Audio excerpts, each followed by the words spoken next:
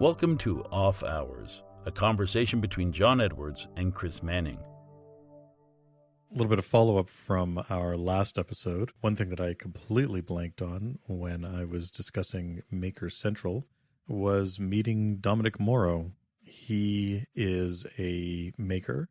His company makes laser cutters. He was an exhibitor at Maker Central. And I ran into him because he was wandering around with some headphones on, and another guy beside him, and they were talking.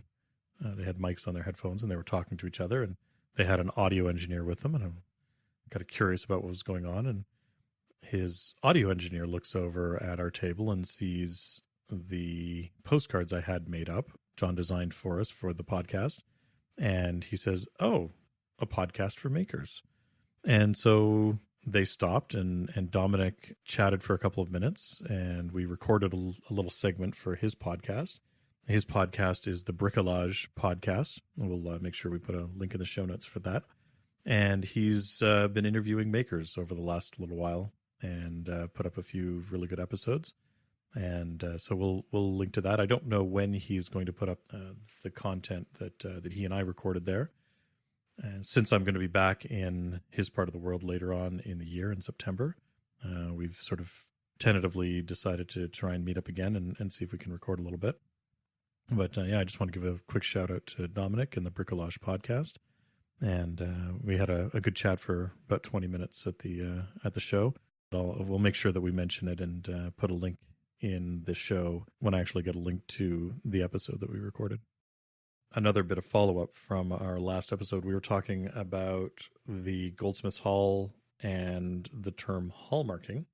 And while we said that the Company of Goldsmiths was originally founded in 1327, the hall didn't require people bring their pieces to be assayed at the hall until 1478.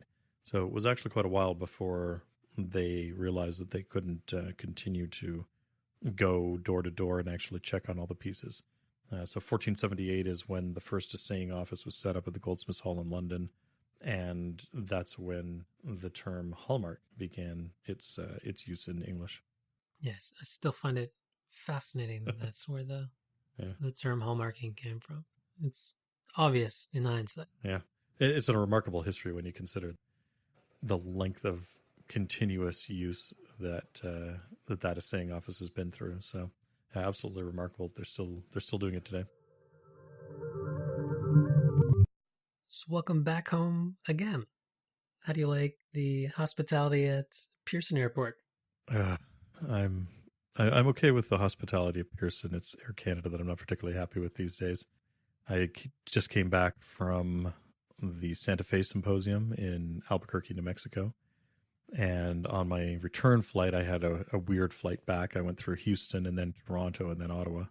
I arrived in Toronto about 3 hours before my flight was supposed to leave to Ottawa. And normally that wouldn't bother me so much, but my flight to Ottawa was supposed to leave at midnight. So I wanted to try and get on an earlier flight, and Air Canada was having none of that. They said, nope, sorry, you can't get on a plane that your luggage isn't on, and we can't get your luggage on the earlier flight, so you're going to have to wait around. So I sat at the Air Canada lounge for a few hours and availed myself of their chips and dip, which is not particularly exciting, and got home at, I guess, around 2 o'clock in the morning, because, of course, our flight was delayed leaving, and found out that my luggage wasn't actually on the same plane that I was. Turns out that it had never left Houston. So I wasn't particularly happy when I found out that I had waited around in Toronto for a few extra hours when I could have been at home and sleeping instead. That wasn't particularly fun. The joys of international travel. So how was the symposium? The symposium was great. This is one of those events that is so useful on so many different levels. Everything from meeting other people and networking with other people in the industry, to the great information that's going on at the talks, to just being able to spend time with friends and do some fun and exciting things. So overall, the whole symposium was amazing. And we're going to talk a little bit about some of the stuff that we did and some of the talks that we had. But yeah, overall, just an absolutely amazing time. So how many years is it that you've attended this symposium now? This is my second year. I was a speaker last year on my first trip, and I'm a speaker again this year. And as I found out, Janet Halderman, she's the amazing woman who ends up editing all these papers that we write and is the one who sort of organizes who's going to be a speaker and when people are speaking and things like that. And I found out that she's already penciled me in for a talk next year. So she's kind of got my number now. It's tough to say no at this point. So I suspect I'm going to be a speaker again next year as well. Is that something you're looking forward to? Oh yeah. In fact, I think I've got an interesting idea for next year's talk. It'll be a little bit different than what I've done the last few years. The last few years I've been speaking about niello and discussing both the historical context of it and making it, and also some experiments with making a more modern version of it. So it's been a very technical sort of how-to that's directed towards people who are actively making. But I think next year I've got a slightly different topic in mind, and we'll have to see if I can pull it off. So I've got some ideas for next year already. So what specifically about niello did you cover in this year's talk? Most of our listeners probably aren't going to know what that is. It's a silver alloy that's been used traditionally for the last 3,500 years or so. And it's a black metal that you inlay into another metal. So, for instance, you could inlay it into bronze, as the Romans did, or you could inlay it into silver and gold like I do. And it provides a really great contrast metal against whatever your base object is. So it looks, you get this beautiful black contrast with it. And unlike a lot of other ways of getting a black surface, this isn't just a surface finish. This isn't a patina or some sort of surface treatment. This color goes all the way through the metal, which ends up making it very ideal for anything that involves any kind of wear, any type of handling and things like that, where it's possible for the surface treatment to rub off. Traditionally, niello has been made with lead as one of the alloying metals, and it was alloyed with lead to help lower the melting temperature of the metal. The way that you inlay niello into another metal is that you're actually going to melt it in, and you're going to fuse it in place. And you want the melting temperature to be much lower than the base material. Obviously, you don't want to have let's say a pendant or a brooch or something like that, and you're inlaying the niello into it, and the silver ends up melting, or the gold or whatever it is you've made the brooch out of. So the lead helps lower that melting temperature to a point where you can actually apply it. But of course, there are all sorts of problems with using lead. And so this year's paper was all about getting the lead out of the niello and making a safer alternative. So safer not just for the maker, but also for the people who are using it. In many countries, like for instance the EU, you're not allowed selling any jewelry that has lead in it in any form. So that causes problems for people who want to use niello but are unable to because it has lead in it, and they can't sell it in the EU or the UK or anywhere like that. So yeah, this year's paper was all about getting that lead out of the niello and finding alternatives to that lead. Now, is there anyone else who has attempted to eliminate lead from niello as well, or is this an area of the field that you're very much a pioneer in? The early days of making niello were completely without lead, and so there were lead-free versions of niello very, very early on. What the Egyptians and the Romans were using had silver and copper in it, but the problem with that was the melting temperature of it was much too high, and that causes all sorts of problems. I won't get into the weeds on it too much, but it creates issues when you're trying to apply niello when the melting temperature is too high. The trick was to get a niello that has no lead but still has something in it that's going to lower the temperature.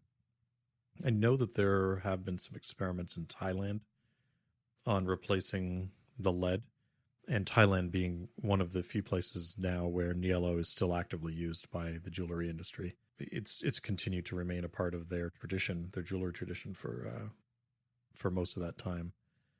And I believe they've experimented with using tin as a replacement for lead. While I'm certainly not the first person to do it, I know that I've done a fair bit of research into this now, and certainly done a lot more experimentation than anybody else I've read about. Now, of course, there's probably a lot of people doing work in Thailand on this that I just don't know about. But I have read a few papers now that have sort of touched on it and have seen some of their experiments, but not a lot compared to what I've done so far. And how successful have your experiments been thus far? They've been pretty good. There's certainly not a perfect replacement for niello with lead in it. The lead version of niello is certainly the gold standard at this point.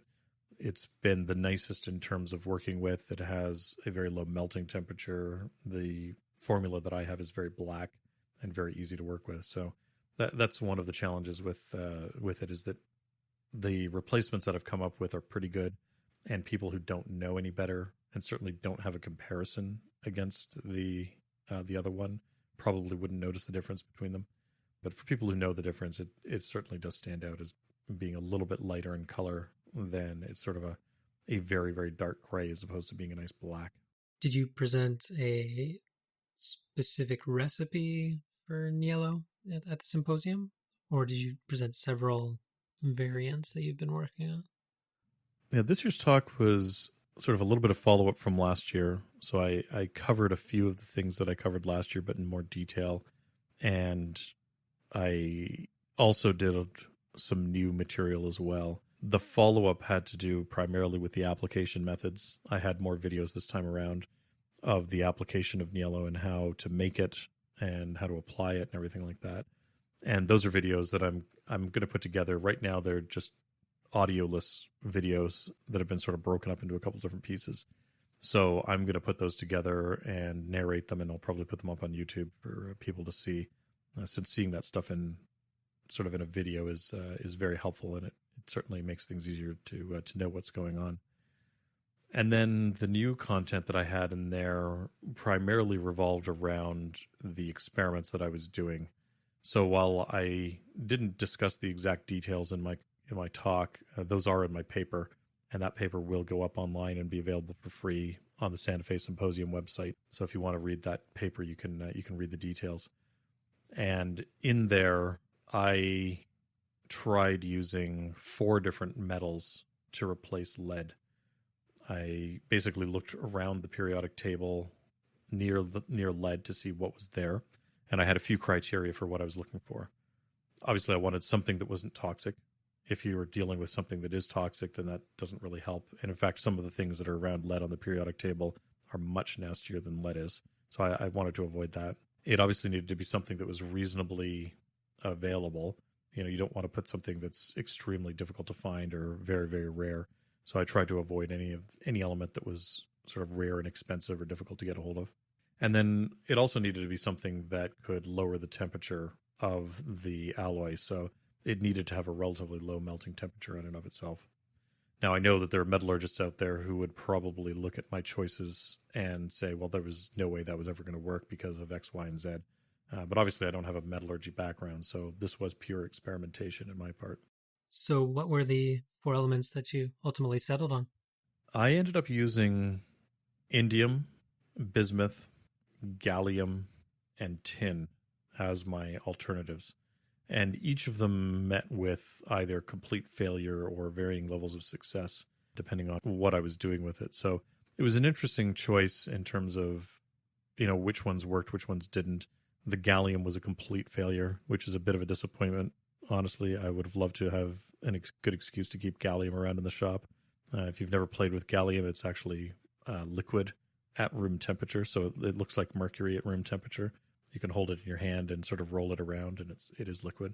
And it kind of freaks people out if you start playing with that in your hand because they think it's mercury, but it isn't. It's gallium. And so gallium was a complete failure. It didn't turn black at all.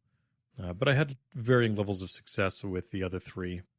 And ultimately, I ended up using a tin-based alloy for it. And the tin-based alloy was actually pretty good. I was reasonably happy with the results that I got out of it. And I think with some more experimentation, I can improve it even more.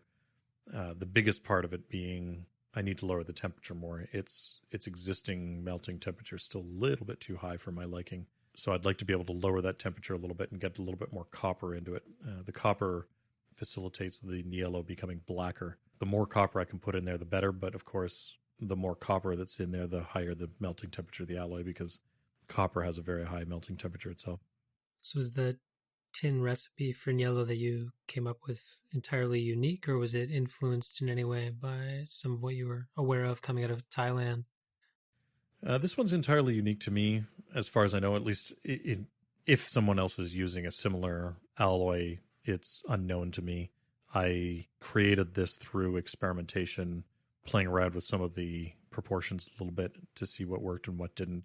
I started using the recipe that I had last year that I was making using my lead niello. So basically, I just did a one-to-one replacement lead for tin, and that worked out poorly. The melting temperature wasn't nearly low enough. That caused me a lot of problems.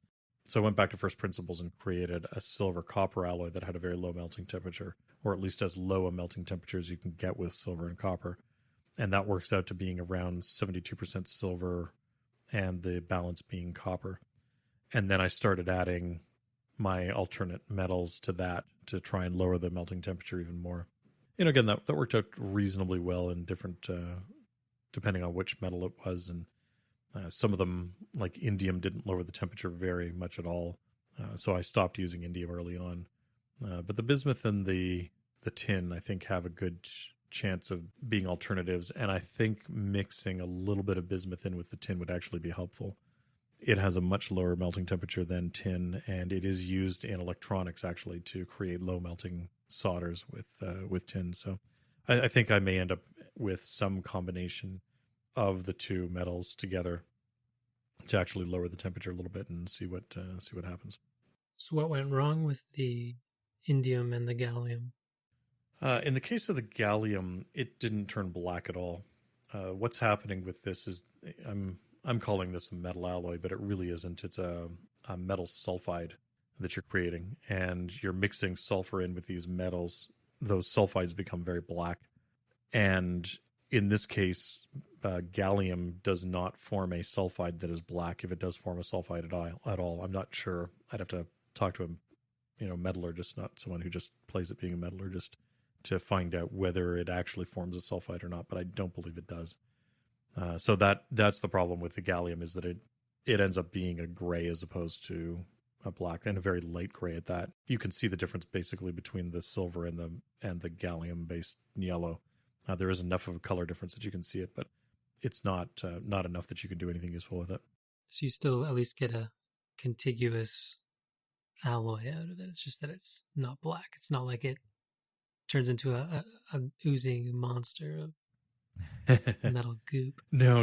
It does become a continuous alloy, and it is something that you could, presumably you could use it for something if you really wanted to. It is a lower temperature metal than silver is, for instance. So I guess if you had something like gold, you could conceivably inlay this into gold to create some contrast. But it isn't nearly as white as silver, so it's not going to look all that great. I don't know that there's really much use for it in this case. I don't know that there's much that you could actually do with it. And then the indium. Yeah, the indium one, the problem there was the temperature. I just couldn't I couldn't get the temperature low enough with the indium to make it usable. And by that I mean it needs to get below 650 degrees Celsius and it needs to be flowing lower than 650 degrees Celsius. And the reason for that is because the metal sulfides you've created start breaking down at around 650. So if you have to heat it up well above 650 to get it to flow properly, you're going to do a lot of damage to the sulfides, and it's not going to look very good. You're going to have porosity problems and everything like that in it. So the key is you need to make sure you get it down low enough so that you can actually inlay it and apply it properly. And to the best of my knowledge, indium is quite a rare metal as well. So that doesn't quite fit in your top criteria there. You're right. It was the most expensive of the lot of them. It was even more expensive than gallium was. And it is quite rare these days. Well, I shouldn't say it is rare, but it's used in a lot of electronics these days. So I believe it's being used in LCD panels and things like that as well. And, that makes it quite valuable to other industries that need it in large quantities. So yeah, indium is not the ideal metal, but I figure for the amount of it that we were making, most of this stuff, most of these pieces that we're making have a huge amount of handwork being put into them. So if there is in fact, an expensive material that you have to put in there, it's not the end of the world. It's being offset quite a bit by the expense of the labor in there anyways.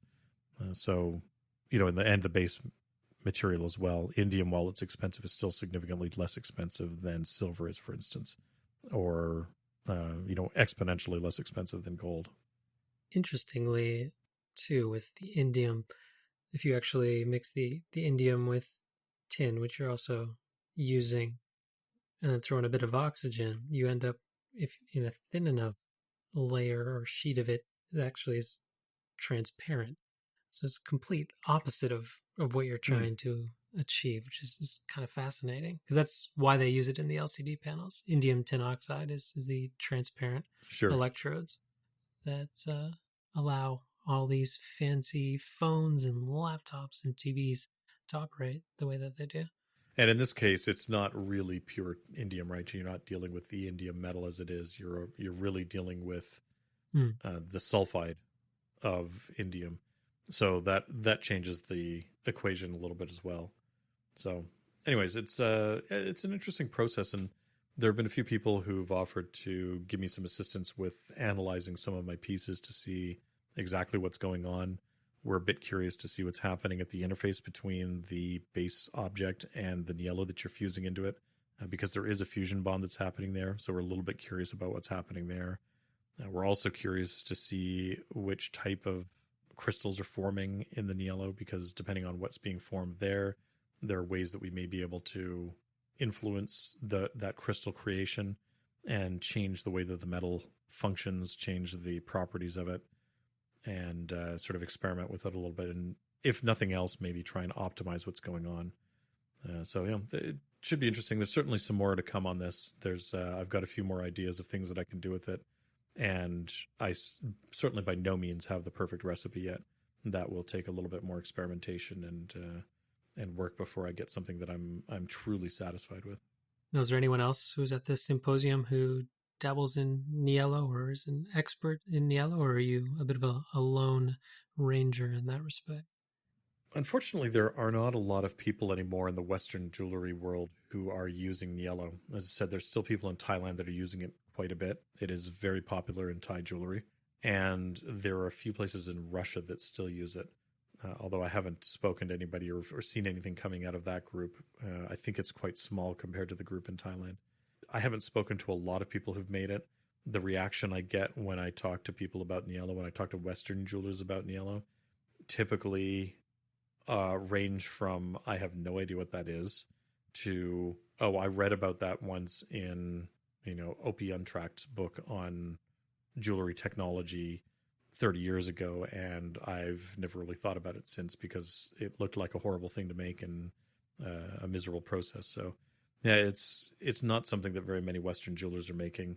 And then of course with modern consumer protection laws around jewelry, anyone who's in the EU has completely dismissed the use of niello just because it's not something that they could sell in Europe. So, it's something that hasn't seen a lot of attention lately, which is too bad because it's been one of the most commonly used techniques over millennia for decorating silver and gold. And it's even been used, as I said, it's been used in bronze work as well earlier on. And in the Middle Ages, it was even being used as an inlay in armor. So you had niello and gold inlay in armor to do patterns on, let's say a pauldron on the shoulder or something like that. So yeah, it's too bad that it isn't used more. And part of the reason why I've given this talk is to try and promote its use and see if I can get people using it again, because it is a beautiful material. Yeah, I've seen that on armor before. I had no idea that was niello. Yeah. Coincidentally, the first time that niello ever registered on my radar was more than a decade ago when I visited the Worshipful Company of Watch and Clockmakers Guildhall Museum, which you just saw when you were in London at the Science Museum there, which we touched on in our last episode. And that's the first time that I ever read the word niello and had it tied to an object. And it was on a number of the pocket watch cases that they had on exhibit there. Absolutely. It was extremely common in decorative metalwork. And in fact, if you were living in, let's say, Florence in the Middle Ages, let's say you're 15th century Florence and you wanted to be a jeweler, you wanted to be a goldsmith of some sort, if you didn't know how to make niello and how to use niello, you were unemployable as a goldsmith. It was such a critical skill. It was being used in nearly everything at the time. So it's certainly something that has seen a lot of use over the years, and it's really unfortunate that it doesn't see more use now. So hopefully it does start to see more use. There were a few people who suggested I should go around and try teaching at a couple of the jewelry schools in the States. So we'll see what comes out of some of that. I'm certainly open to teaching it. So if you happen to be running a school that is interested in discussing a class on niello work, certainly modern niello work without lead in it, let me know. I'm happy to discuss it because I think it's a worthwhile technique, and it's a way that you can distinguish your designs from other people because it is such a unique look, and it creates this beautiful contrasty metal that you can't really get any other way. And that would certainly fit into your theme for the year as well. Absolutely. Got to keep sharing the knowledge, right? And the videos you intend to release will be a solid step in that direction as well. And of course, this presentation that you just delivered fits squarely within the theme. Yeah, one of the things that I love about the Santa Fe Symposium is its dedication to trying to share knowledge in the industry and trying to create a dialogue in the industry amongst the leaders in it. The Santa Fe Symposium was started 32 years ago by Eddie Bell. At the time, he owned Rio Grande, the jewelry tool supplier out of Albuquerque, New Mexico. And he wanted a place for sort of the best people in the industry to come together and be able to share their knowledge. So it's not just jewelers that are there. It's also business people that are there and people in auxiliary industries as well. So you find casters there and refiners and things like that. So you end up with a really broad range of topics at these symposiums. One of the women who's been giving talks for the last several years, I think this was her 7th year doing that, was Ann Miller. She works for IBM, and she actually works on the Watson project with them. So she's given a number of talks over the years on how machine learning can assist with the jewelry industry. This year, she was talking a lot about predictive modeling for supply chains and how they're starting to use predictive modeling to be able to develop better supply chain models for the industry, as well as talking about IBM's blockchain technology for business. You get some really interesting stuff that happens in there. And again, everything from people who are bench jewelers, you get people like Phil Poirier and Peter Gilroy or Anne Cahoon, and they're practicing jewelers who are giving talks on very specific techniques and how to improve your jewelry making using these techniques. You then end up with people like Dr. Chris Cordy, who was talking. He's a metallurgist. He's a retired metallurgist. So he gives very technical talks about how the science of metallurgy works with regards to precious metals. So yeah, it's a fascinating group of people. And if you're involved at all in the jewelry industry, this is a great symposium to go to. You can learn so much. Even the talks that may not be what you're interested in can be very fascinating. There's some really good information in them. And if nothing else, you get to meet some amazing people while you're there. There's a remarkable group of people that show up at this. So what were some of the standout talks for you, apart from your own, of course? Well, of course, mine was a standout talk. No, I enjoyed my talk. I think it went better than last year. So all joking aside, I think my talk did go very well this year, and it was well received by people. There were a few that really stood out for me.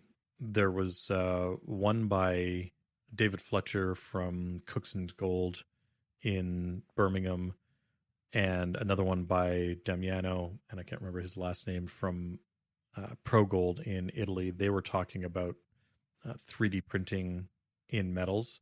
So both of them were talking about selective laser melting in platinum metals and being able to do work in that. Dave had this absolutely remarkable bracelet with him that was incredible.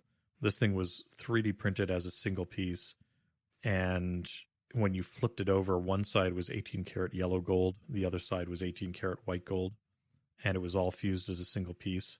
So they printed half of it and then changed out the printing medium, and then finished the second half. And it was printed as a single piece, but it was still flexible. So the whole piece could could wrap around your wrist, and the movement in it was just gorgeous. So yeah, the stuff that people are doing with that was amazing. So that was nice to see. Phil Poirier did a really good talk on straight line engine engraving at this symposium. He's been doing a series of talks over the last several years about various types of ornamental turning and guilloche work. So this year he was talking about straight line work.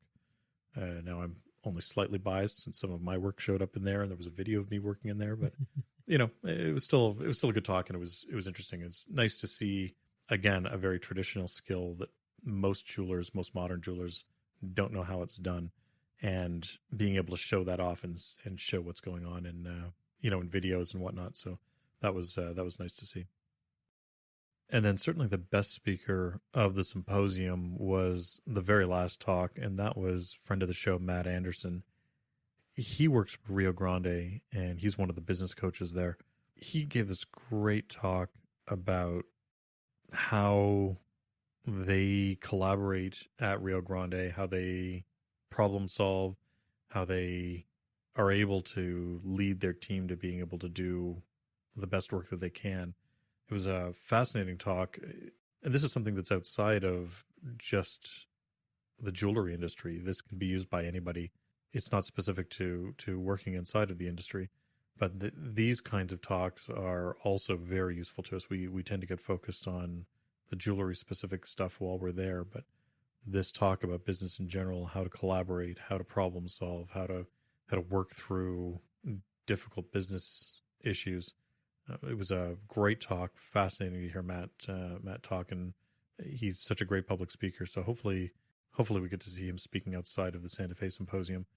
The other nice thing about this symposium is that all of the papers from the symposium are made available online for free. So a few weeks from now, all of those talks will be available for download. I shouldn't say the talks are available for download. The papers themselves are available for download. The talks are really only for those people who attend the symposium. So even though the papers are excellent, it is certainly worthwhile seeing the talks themselves and seeing those in person. Now, you and Phil and some of the other speakers got to head down to Santa Fe a little bit earlier than the rest of the attendees for a special speakers trip. You want to share a little bit about what you guys got up to there? And one of the unique things about the Santa Fe Symposium is the speakers trip. Now, for people who are attending the conference itself, the symposium, that starts on Sunday morning and goes until Wednesday at noon. But if you happen to be a speaker of the trip, then you get invited onto the speakers trip ahead of time. And that typically starts on the Wednesday before the symposium, and then runs to Saturday when we then get to Albuquerque and get into the symposium itself. It is a bit of a unique experience compared to most conferences in it, and it's certainly worthwhile. So the speakers are all invited to a city somewhere in the U.S. Last year it was St. Louis. This year it was Albuquerque itself. They decided to stay in Albuquerque. And so the conference basically, you fly in and the conference takes care of you, and we do various things together. So we go to, we do some field trips together and things like that. And it's a chance to get the speakers together beforehand, sort of give them a chance to meet each other and chat and be able to network a little bit before the symposium itself and sort of become comfortable with what's going on. It's also a great opportunity for people who've never spoken before to talk to people who have spoken before and get some, get an idea of what the conference is going to be like, or ask them how they should, if there's things that they should do when they're talking, things they shouldn't do, that kind of thing. So It's a really worthwhile trip. And one of the big pluses, if you're ever thinking about submitting a paper to the symposium, this is one of the reasons to do it. In fact, as I was mentioning to somebody at the end of my trip, if I had to give up one of the two, if I had to give up either the symposium or the speaker's trip, I would give up the symposium for the speaker's trip in a heartbeat. It is that good. It's that worthwhile. So what are some of the things that you got up to as a group of speakers? Yeah, this year there were a few really good exhibits that we got to see. So the first thing that we did, first off, we stayed at Los Poblanos Inn in Albuquerque, New Mexico. It's a fascinating inn that's there. It's a converted farm. In fact, it's still an active lavender farm now. That's what it was known for originally, and it is still an active farm today. And it's a beautiful location, really, really nice place. If you're in Albuquerque and you're looking for somewhere to stay, Los Poblanos Inn, I can highly recommend. It was a really good exhibit, a really good time there. But the first thing that we did, which was absolutely fascinating, was we went up to Santa Fe and we went to this exhibit.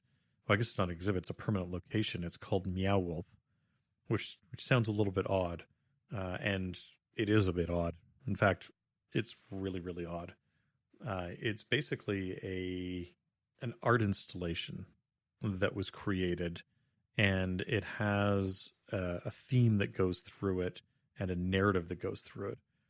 And it's this bizarre place that has, all sorts of interesting art that people have created in it. And I guess when you enter in, you go through the doors, and there's this large house that's there. So there's a full-sized house that they've built in here. And, there's a porch on the front, and if you look in the mailbox, you can start reading their mail and you can see what's going on. You can start following the narrative of what's happening there. And as you go through this room, through this house, there are all these clues about what's been happening there and whatnot. And it gets a little bit weird because you can do things like they recommend that you try everything. You open everything, you look inside of everything, you read things, which is impractical on a first visit. I think they said there's something like 382 hours of material if you sit down and read it all from start to finish. You're not going to read it all in one shot. But you do things like you open the fridge door and you realize that it's actually a portal to another part of the exhibit. So you can crawl through the fridge, and you end up basically in another world that they've created inside of this building. And there are a number of interesting portals like that are there. There's some great interactive music exhibits and things. We'll see if we can find a good link to post to it online. It's a truly bizarre experience, but it is worthwhile doing. I think they said they're opening up another one in Denver and one in Las Vegas over the next year or two. So if you happen to be anywhere near one of these, go and see it. Spend the morning. I know we spent about 2 hours in there, and we definitely didn't get through all of it. There were some rooms that we were talking to friends later, and they found rooms that we didn't find and stuff like that. So yeah, it was a really weird experience, but it was certainly one of the most interesting art experiences I've had in years. So will you be entering your studio through a fridge anytime soon? It is tempting. I'm tempted to replace maybe put the fridge up against the wall of my shop and turn that into a portal into my studio. That'd be a fun way of getting in and out of the studio. It might be a little challenging for getting tools in and out though. Yeah. Especially some of the heavier things you've got kicking around in there. Yeah. Although the fridge, to be honest, the fridge wasn't too bad because that you just had to sort of bend down a little bit. The one that was really awkward was the washing machine, and trying to get down into that. You had to open that up, and then you had to sort of hold on to the top edge and then swing your legs down and slide down the slide into the washing machine itself. So that was an interesting time. Yeah, I can't imagine hoisting a straight line engine up through the washing machine. No, that's not going to fit at all. Yeah. So were some other highlights from the speaker's trip? Yeah, we went to a bunch of places. One of the other things that we, everybody there loves great food, so we always end up at great restaurants and whatnot while we're there. We did go up Sandia Peak, which is there's a tram that goes up the peak that's just outside of Albuquerque, and I think it goes up to around 10,000 feet. Beautiful views of the valley and of Albuquerque itself. Beautiful scenery. They're currently working on a new restaurant up there, so there was some construction going on up there. But it's a worthwhile visit up the peak if you happen to be in the area. So that was nice to see. And then probably the real gem of this particular visit was Eddie Bell, who, as I said, he was the founder of Rio Grande and the founder of the Santa Fe Symposium. He lives in Albuquerque, and he invited us all to his home for dinner one night. So we got a chance to see his home and see some of the pieces that he's collected over the years, and most importantly, see his workshop. So of course you've got 35 people or whatever that arrived at Eddie's house, and every one of us made a beeline for his workshop before anything else. So that was an amazing chance to see some of his machines. He's got a nice modern machine shop in there, but he also has things like a Holzapfel ornamental lathe. He has an Armbruster Mark I. In fact, he has the very first Armbruster Mark I ornamental lathe. So it was kind of nice to be able to see some of that stuff in person and be able to play with some of that stuff. Eddie also has a really nice car collection. He restores very old cars, and so it was kind of nice to see some of that as well. I can imagine. You've got the man who owned the company that supplied most of North America with their jewelry making equipment. I can only imagine what it'd be like to see his workshop. Yeah, his shop is pretty impressive. He's got some fun toys in there. Yeah, just remarkable work that he's got in there, and a huge workshop. I'm so envious of the size of his space. He has this beautiful open workshop, which is nice. The other thing that was kind of fun, I was telling him my stories about being at the Goldsmiths Company the previous week, and so he brought me up into his office, and he was showing me this little collection of punches that he had. He had been there a few years ago, and in fact, he is one of only 4 or 5 foreigners who is a liveryman of the Goldsmiths Company, and he was there for some social occasion. And in a break, he was sitting looking at an exhibit of pieces in the main hall, and was mentioning to the guy that was standing beside him about how remarkable the punch marks were and the stamps themselves. And so they got to chatting about the stamps, and they were talking about how that technology's changed over the years. And so this guy looks at Eddie and he's like, "Do you want to go down and see how they're made?" And it turns out that the guy he was chatting with is the guy responsible for making all their stamps. He was the guy in charge of all that. So Eddie then got a tour of the workshop where they were making the stamps. And of course, as we mentioned last time, they've gone from hand engraving the stamps to laser engraving them now. But one of the things they had found, I guess they were doing some work after World War II on the building. And I think we mentioned in the last episode, this is the 3rd building that's been on the site, and it's been there since I think around 1835. And during World War II, there was some bomb damage to one corner of the building.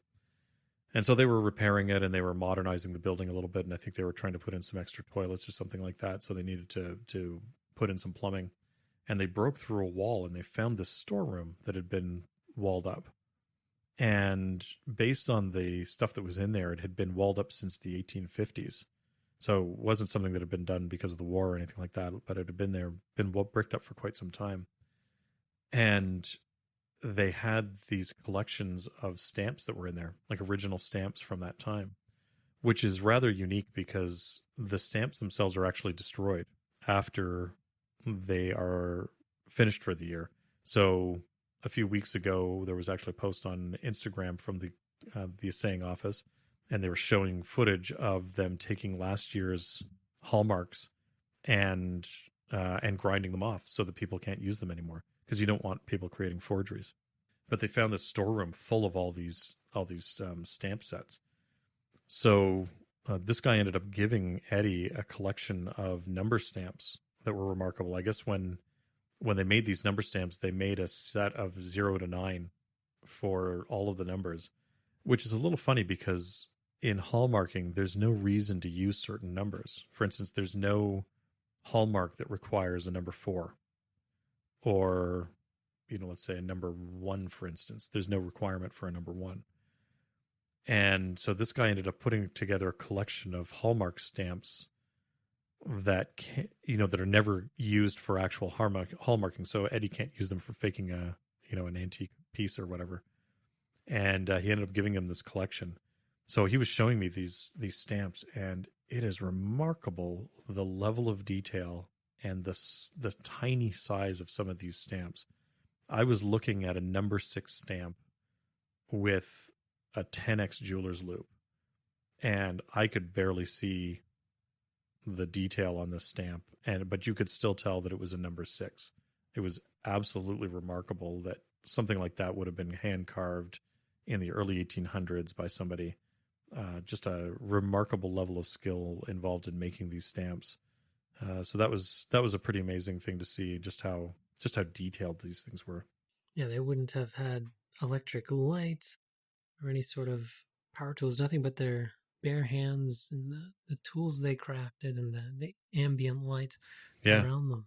And then whatever mediocre optics were available at the time, because even though optics had been around for centuries at that point, they certainly wouldn't have been as good as the optics we have available today. Yeah. Wow, phenomenally impressive. Oh yeah, just remarkable work. And then the other thing that we saw while I was in his office that was impressive is a collection that was given to him on the 30th anniversary of the Santa Fe Symposium. And a number of speakers, past and present, ended up creating little pieces for him. And the theme was Pearls of Wisdom, since that, of course, is what basically the point of the symposium was sharing your wisdom. So there were dozens and dozens of these pieces by some of the best goldsmiths in the world, making pieces for Eddie, thanking him for running the symposium over the years. And some of those pieces were just remarkable. Looking at the detail work, the quality of these pieces was just unbelievable. So yeah, it's he's obviously been in the industry for a long time, and he knows a lot of people. So he's been generous with people, and he's shared a lot of his knowledge and his time with people, and in return, people have been generous with him. So yeah, remarkable man and remarkable house, which is hopefully I get a chance to go back and see it in detail without having 40 other people there competing for time on some of his tools. Well, it sounds like a fantastic treat, nevertheless. Yeah, it was remarkable. One of the papers and talks that I really enjoyed hearing about was from Tim McRae and Mathieu Chiminet. Tim's out of, I think he's in Maine, and Mathieu is actually in Montreal, Canada. Tim McRae, if you're in the jewelry world at all, you will be familiar with that name because he started writing how-to books in the jewelry world many, many years ago. And that led to him actually becoming a publisher of books. So there are a lot of amazing jewelry books that have come out that have been either authored by Tim or published by Tim. So he's a well-known name in the industry. And one of the books that he published a number of years ago was from Mathieu, and he had been studying the jewelry techniques of jewelers in West Africa. So he was going to, he would go to somewhere like Dakar, and he would visit with these jewelers who are working in what we would consider to be relatively primitive conditions with a very, very small tool set, and would be producing this absolutely remarkable work. And so they ended up giving a talk on a project they started, I guess, 4 years ago now, called the Toolbox Initiative. And the idea behind it is that they've been bringing over tools that have been donated by jewelers in North America, tools that they no longer need, and they've been bringing them over to Africa with them, to West Africa with them, and donating them to some of the jewelers that they meet over there. And the talk was really well done. There's actually a good video we'll link to that Rio Grande supported and helped produce, showing some of the trips over there that they've done, showing a couple of these jewelers working on things. Mathieu ended up giving a video or two of watching these guys work. And it's funny because I've got a pretty significant selection of tools available to me, and certainly some of the more modern tools that are available to a jeweler. So I have things like I have a wide selection of hammers and pliers and things like that. And I have things like draw plates so that I can make silver or gold wire using this draw plate. I can draw it down to smaller and smaller sizes. But these guys don't necessarily have access to that. They might have 2 pairs of pliers. They might have a single hammer. They won't have a draw plate at all. Watching these guys work is just unbelievable. They are so fast and so good at what they do. Mathieu was saying that he watched a guy take a silver ingot, and in 15 minutes he took his one hammer and he drew that single ingot out into a consistent 1 millimeter wire. And I'm sitting there looking at him. I'm like, I can't do that with my draw plates. Like, it takes me more than 15 minutes to make a length of wire from a silver ingot. So the work that these guys are doing was remarkable. It's beautiful work, and it's an interesting project that they're doing. So we'll link to that, and it's if you happen to be a jeweler who has some extra tools that you don't need anymore, they've got a list of some things that certainly work better for them than others. So there's certain things that are more in demand than other tools are, and you can donate old tools to them, preferably something that's in good condition. You don't want to send something that's broken or whatever, but if you have some old tools sitting around, then you can do that. And if you don't happen to have any old jewelry tools around and you do want to contribute to it, you can donate money as well. And Rio Grande sells them tools at a significant discount to be able to bring over as well. So yeah, it was a remarkable trip that they were showing off. And I say trip, I mean multiple trips. They've been over there a number of times now. Yeah, just remarkable seeing the work these guys are doing. And again, especially the quote unquote primitive conditions that they're in. I don't know that I could produce the work that they're doing in those conditions. And I'm certainly an experienced jeweler. So yeah, just remarkable trip and remarkable journey that they've been on. Sounds like a really worthwhile initiative. Yeah, it is. And hopefully it continues going on. And if you're really interested in getting involved, it's also possible to go over with them and visit some of these jewelers and visit some of the towns that they're going into. So how about the elephant in the room? I think you're talking about the award that I won at the symposium, aren't you? Yes.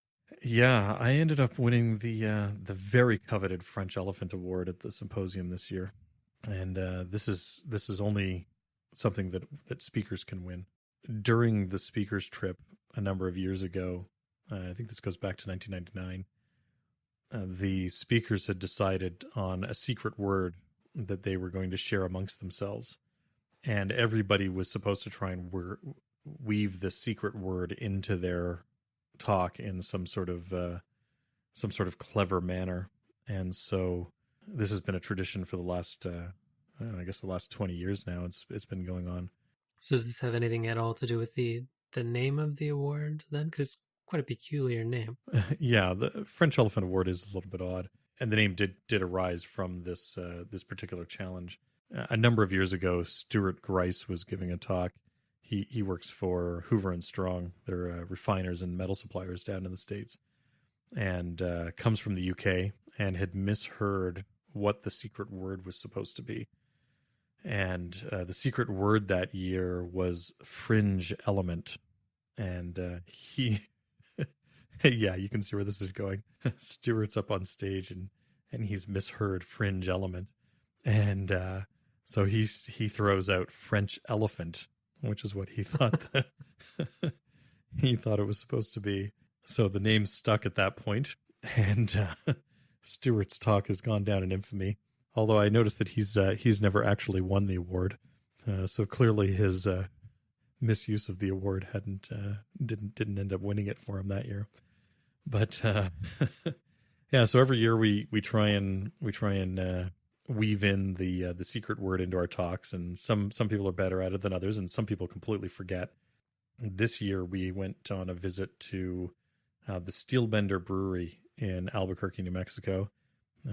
Matt Anderson, who's one of the speakers and one of the folks at Rio Grande that helps organize this every year, he's very good friends with the owners at the Steelbender Brewery, and so they took us on this great behind the scenes tour back there and taught us all about their brewing technique and whatnot, some of the challenges they have being at altitude, and some of the preferences in the area for how beer should taste. And while we were on the trip, we sort of started thinking about using bender as our word.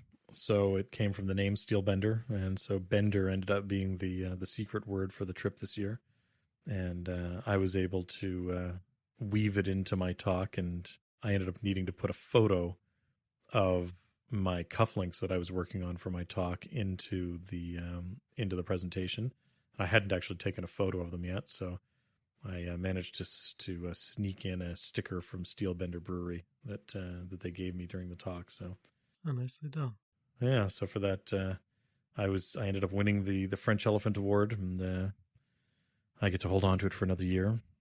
I was a little perplexed when you posted it online because it wasn't clear from the award that you'd won it, because I didn't see your name or this year anywhere on the award. Well, let me tell you, John, every single expense was spared with this award. It is a low quality plaque and a low quality award. Although the little elephant was actually hand carved by one of the previous winners, so that is actually quite a nice little touch. But yes, the winners they must engrave their own award if they want their name on it. So have to engrave my own name on it. What can you do? Offers a nice opportunity for you to show off your craft. Yeah, well, the other thing is that it's the particular award, as you can see, if you go and check out the show notes, you'll see the award. It's running out of space. There's not a lot of room on there right now for my name, so I'm going to have to figure out some way of expanding the plaque a little bit, I think, and making a little bit more room for winners' names so that I can put my own name on there and hopefully have some space for future winners. We'll make a miniature pen and perch it behind the ear of the elephant with your name and the year on it. Yeah, but that doesn't help the next person along. Well, it could end up like the Stanley Cup, and you just keep adding new bases to the bottom of it. Adding new rows. I'm thinking about extending the upright so that it keeps sort of pushing up and up and up. So we'll see what I come up with. But yeah, so I am the coveted winner of the award this year, and it stays in Canada, much to the chagrin of the people who are awarding it this year.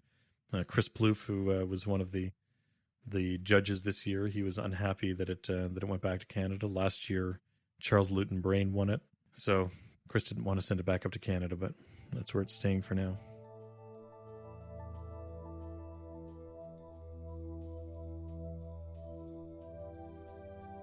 Thanks for listening to Off Hours. You can find detailed show notes at offhours.show. If you'd like to keep up to date with the show, follow us on Twitter @offhours. John can be found on Twitter @UnderTheLoop, and Chris can be found on Twitter and Instagram @silver_hand.